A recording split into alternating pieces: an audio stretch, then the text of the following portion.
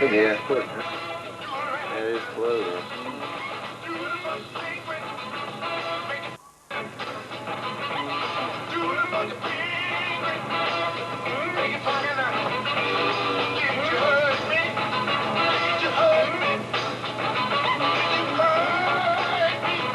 Oh, he was good. Damn, he was good.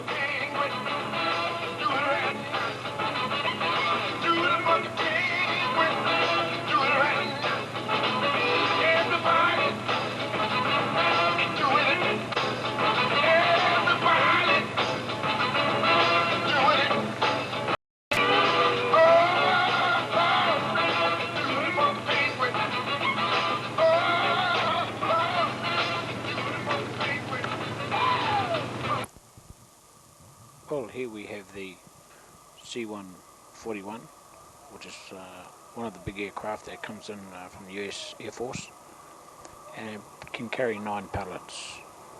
This, in actual fact, was the second to last C-141 that landed here on the ice.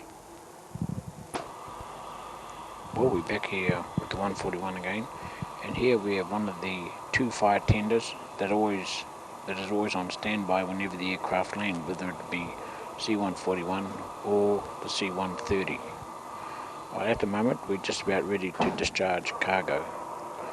The equipment that we're using at the moment, as you can see here, is a 950 forklift, and it's got rubber tires. Now, this particular one was used down on the ice runway, which is only used at the first part of the season.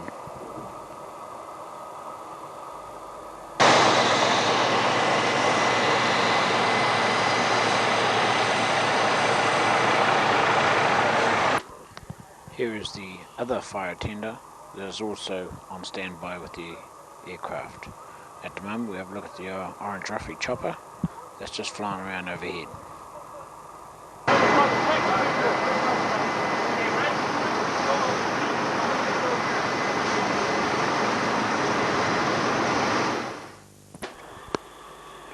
At the moment the C-130 has already landed. This is a New Zealand aircraft which is used to transport most of our military people anywhere around the world. Wherever there's a problem, a disaster or something, and the Air Force are called in, this is normally the aircraft that does all the heavy hauling work.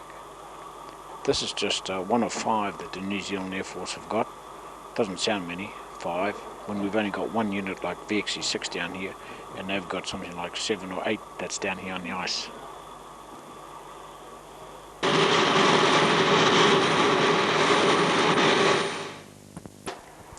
Well, this might be of interest to all those watching this tape. Here we have Fisher's Catering people, and we've got a couple of the people from Strip Cargo to come and show them a bit of a haka boogie, because on this particular same night there was a party at GSK of which Fishers wanted to present a haka. Okay, let's just see how we go. Here's one of the instructors. That was Pete Allen, and the other instructor was there with the singlet, Grant Leone.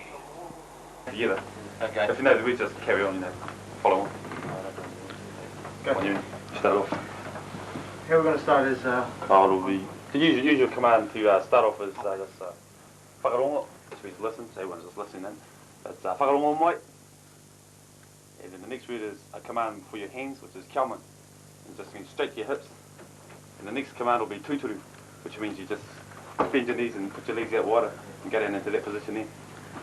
So the first one will be whakarongo, kiaman, tuturu. And then it goes into the haka. Okay. One more time. Whakarongo, kiaman, tuturu.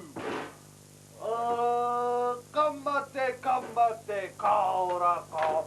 Kamate, kamate, kaora, kao. Tēnei te tagata, uru, uru nāna i tiki mai whakawhiti tērā. Ara hupa, ara kaupa, ara hupa ne kaupa ne whiti tērā. And that's basically what they say. Well, that was the first little practice that they're going to get. Now what we'll do is that we'll jump ahead to the big practice, which was prior to the actual real McCoy.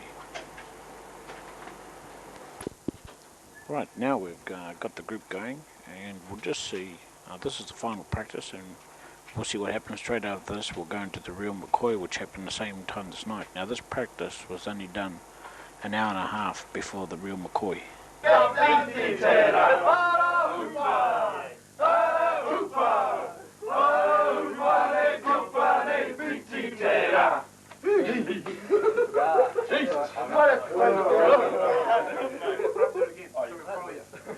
But you'll be doing it, you'll be sort of, where we can sort of see it all and follow that. Actions are important, they get actions are important. In the old days when the bodies...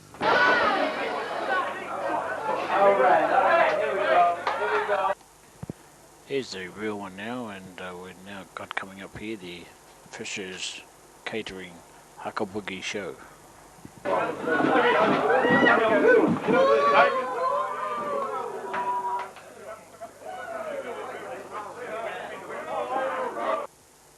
What? No hairy chests?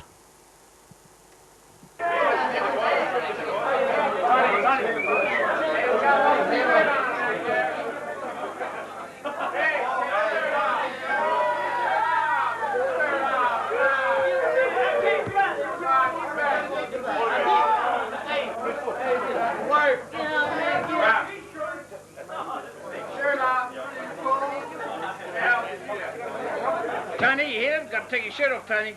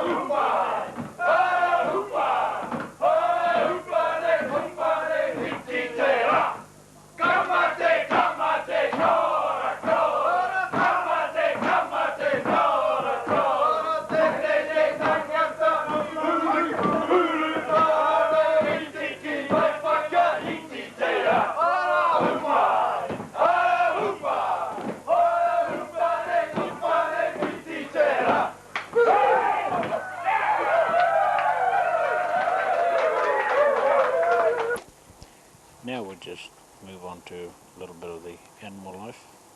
This particular seal and pup were down by the aquarium, which is just down by the ice transition just out of McMurdo.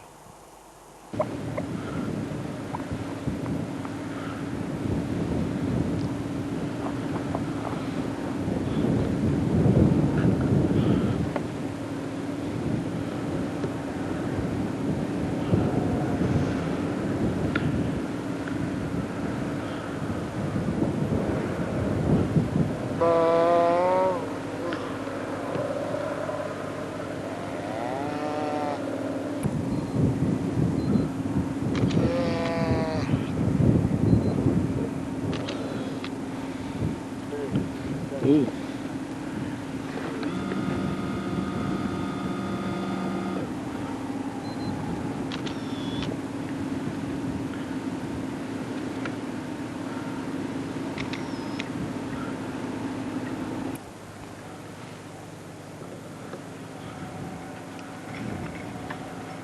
That's you sound like me.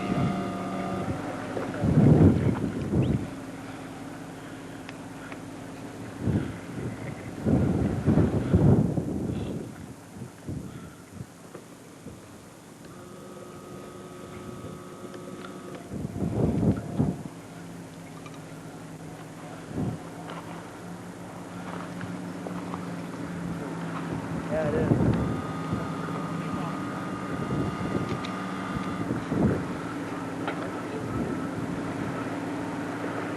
Yeah.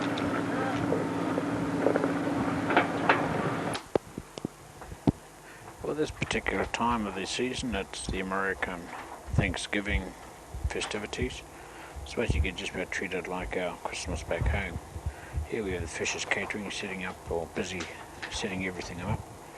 And in a few seconds we'll go back out to the kitchen. Here we are, out in the kitchen now.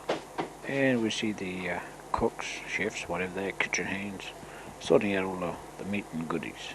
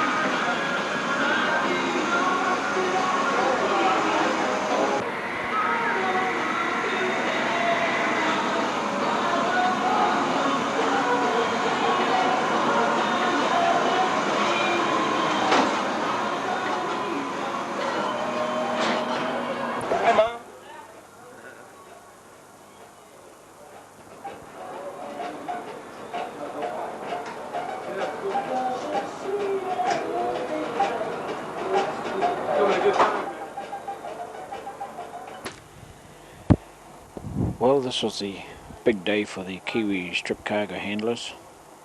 It's in the middle of December at the moment, about the 14th, and it's our treat. And we've decided to put down a hangi, which is traditional. It's cooked out in Hill Cargo Yard, which is just opposite the galley. As you can see, we've just pulled the basket out, and we'll take it into the Hill Cargo and start serving up. The galley, and also my personal thanks to Grant, Monique, Paula and Nikki, who really were instrumental in putting this down, and also all the others that helped. Thanks a lot. Hope you enjoy the feast.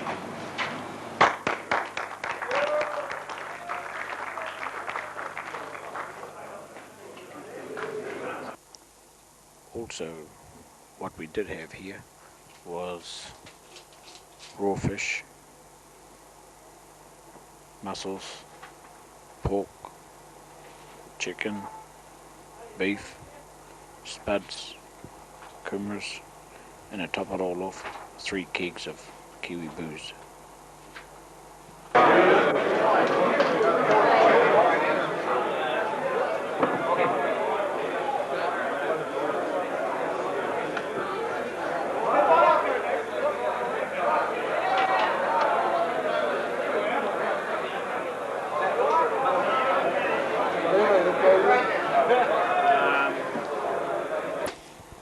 Back in the hall again, we've got the people. They're having a feed, or they were. And now this is what was put on the local television station, something of interest for everybody. A social gathering originally designed to bring the tribe closer together. Grant Leone helped organize and prepare yesterday's hangi, and he said the frequency of these events varies depending on the individual. Some people I know back in New Zealand can have one every week because they have it for Sunday dinner kind of thing. But again, most people have it for a festive occasion, something special, because that's what it is. And the time and the preparation that goes into it, that kind of dictates how long and how often you can have it. The menu for the hangi included pork, lamb, roast beef, Antarctic cod, mussels, kumara, or New Zealand sweet potatoes, and potatoes. The food is placed in a pit on heated rocks or iron. Wet cloth or sacking is placed around the food to provide steam. Then the pit is filled in, making it a giant pressure cooker. So basically, it doesn't really matter what you put in there. Everything's going to be cooked probably the best way that you can in the world. I've had a lot of people from different parts of New Zealand and from overseas who have tried it out in New Zealand, and they've had their doubts about it because they think it's an earth oven and it's in the dirt. But once they try it, it's really good. The preparation for this hangi began about a week ago, as a suitable site and firewood had to be found. The food was actually cooking in the pit for almost 7 hours. Peter Ellen, another organizer of the Hongi, said the digging of the pit presented some challenges not seen in New Zealand. Basically, back in New Zealand, the ground's pretty soft, so it's easy enough to dig up with shovels in space. But down here, we run into a few complications. First, the drain digger, with a small bucket on the back, couldn't even dig or get anywhere near the digging hole out in the backyard of Pulkaga here. So we were going to end up blasting, so we loosen up the dirt and end up digging it out like that. But eventually we came into the idea that it'd be easy enough to drop a mound of dirt there and dig a hole in the middle of the mound there and cover it up like that. For most of the Americans in attendance, this was their first hongi, and the reaction was favorable. Delicious, steamed well. Our folks back home should know, or should at least learn how to fix mutton this way. It's just downright delicious. What is it? I don't know, but it tastes delicious. I'll tell you what, though, the mussels here, they're awesome. Look at here. Now, that's a delicious mussel, that is. Outstanding. Very good. Especially the fish. Delicious. Yeah, that was pretty good food. It wasn't bad. I ate a pretty decent plate for myself. Yep. Well, that'll do it.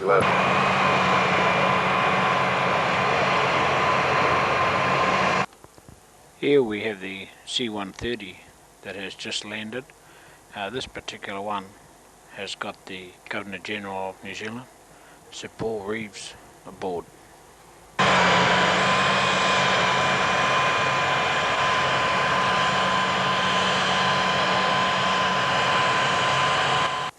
Sir Paul was just one of many visitors that came down here to Antarctica. Perhaps more so, the visitors we had were more of the military aspects. Civilian was, like as for Fisher's Catering, the only one that I can, or the only person I can recall that they had to talk to, had a chance to, was Sir Paul Reeves.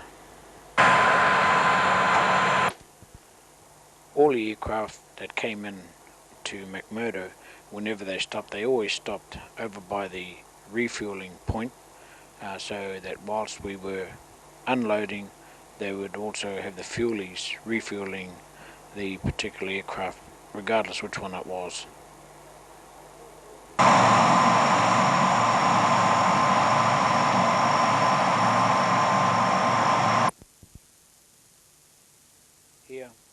Here we have Sir Paul, who has just come off the aircraft,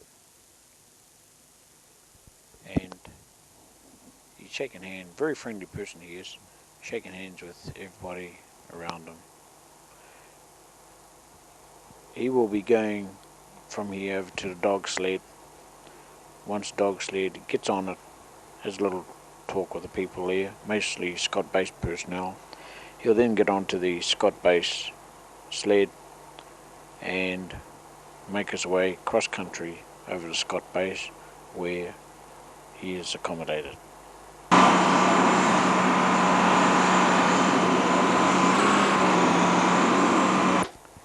We now have Sir Paul over near the dog line, where the sled is parked up and looked after by Scott-based personnel, and here we have a few of the local residents, the New Zealand or Scott-based Huskies.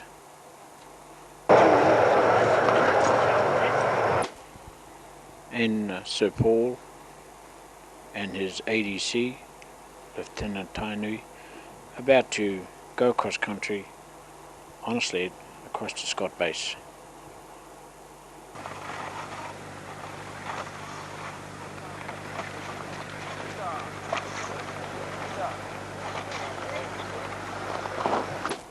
Right, here we have the Iroquois Chopper down here at Ice Runway.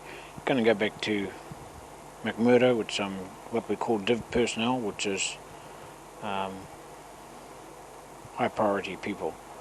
Okay, this particular chopper is used for search and rescue, moving of important VIPs around, and also for moving small cargo all around the ice here.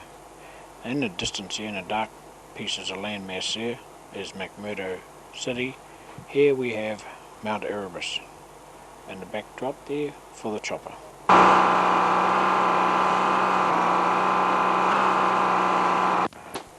At the moment we're on the back of the C-130, and in the landscape there you can see what we're going to do now is actually have an airdrop of some cargo outside of C-130 into a place called Beardmore. What's been dropped off to them is a couple of small parcels of food package, as well as some fuel for their vehicles that they've got down here. At the moment the aircraft can't land, so we have to do an airdrop. And as you can see, the landmass at the back looks fairly close. We'll be flying at about 1,500 feet, which is not very high in actual fact. In a few seconds you'll see the first two parachutes. There we are. There they go, the first two little ones. The next ones will be, you won't see it.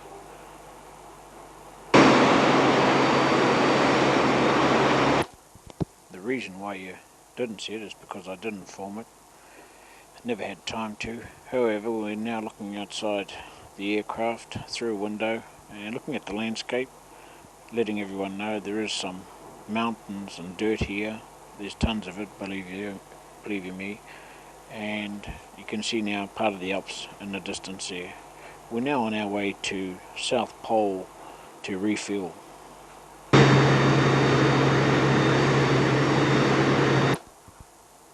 Well, here we are at the now famous place, South Pole. You'll find a lot of it is Kiwi orientated, as we'll have a look at the signposts here. You most probably recognise some places on this pole. On the top of it, in actual fact, is a Kiwi. This particular time that we were here, it was a very cold day. Although the weather may look fine, yes it is, or yes it was, but the wind was blowing that much. It had something like 25 degrees Celsius below zero. We could only stay outside, in actual fact, for about 20 minutes. And in this case there was 3 of us. 20 minutes was the maximum time that you could stay out there because it was too cold. The wind doesn't look like it's blowing much, but it was really cold. As you can see, one of the lads was running around here just trying to get warm.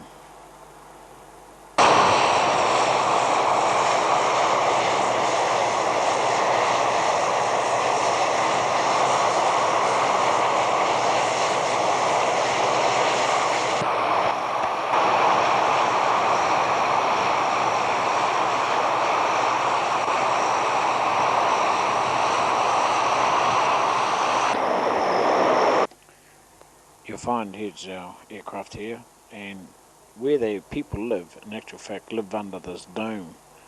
They call it the underground city. You might say it's a bit like Atlantis.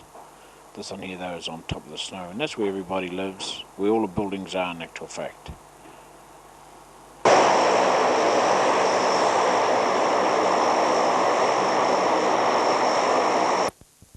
Well, here we are down on ice runway, down at Willie's Field, having a game of rugby.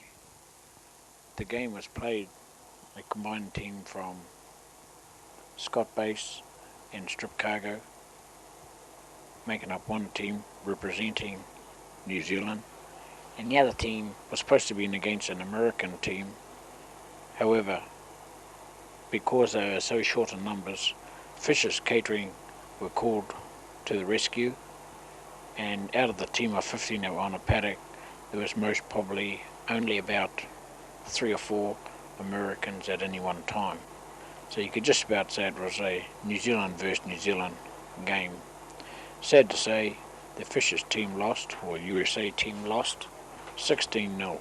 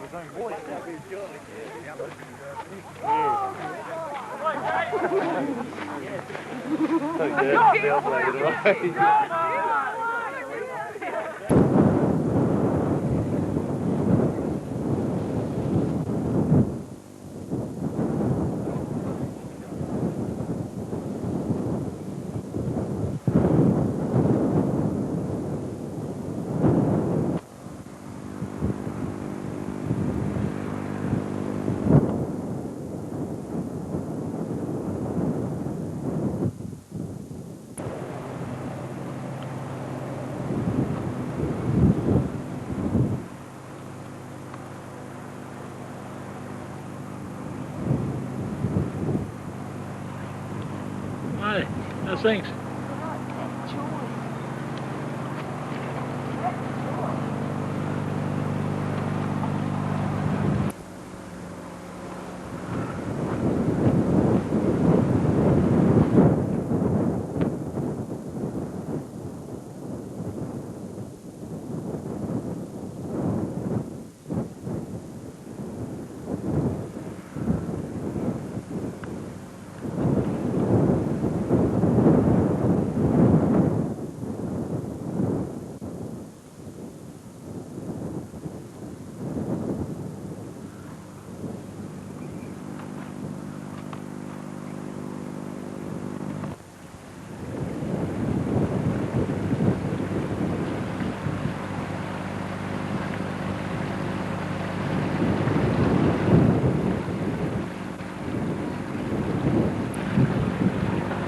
Oh, shoot.